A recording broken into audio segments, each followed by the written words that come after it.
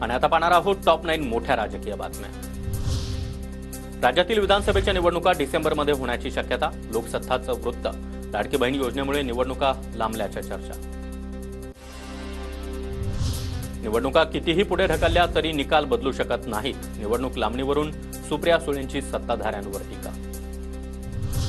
निवडणुकांबाबत माहिती नसणारे लोकच असे आरोप लावू शकतात, प्रत्येक गोष्टीचं राजकारण करणं चुकीचं, निवडणुका लांबणीवर जाण्याच्या विरोधकांच्या टीकेला फडणवीसांचं उत्तर। हरियाणा काश्मीर सोबत महाराष्ट्राची निवडणूक घ्यायला हवी होती, सरकार निवडणुका घ्यायला तयार नसेल तर ही हुकुमशाही, संजय राऊतांची टीका। विधानसभा उशिरा गठीत झाल्यानं आमच्याकडे वेळ, त्या वेळेपर्यंत कधीही निवडणुका होऊ शकतात, भुजबळांचं सुळेंसह राऊतांना उत्तर। उद्धव ठाकरे यांच्यामुळेच राज ठाकरेंना शिवसेनेतून बाजूला केलं, उद्धव ठाकरेंच्या मनामध्ये असुरक्षिततेसोबतच पक्ष ताब्यात घेण्याची इच्छा होती, मुख्यमंत्री एकनाथ शिंदेंचा दावा।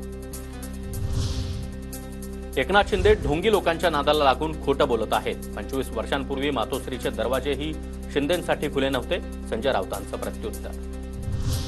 जागा वाटप चर्चेसाठी 20 किंवा 21 ऑगस्टला शिंदे फडणवीस अजित पवार दिल्लीला जाणार, संजय शिरसाट यांची माहिती, तर मनसेसोबत युतीची चर्चा व्हावी असं अनेकांचं मत असल्याचं वरिष्ठ चर्चा करतील, शिरसाट यांचं वक्तव्य।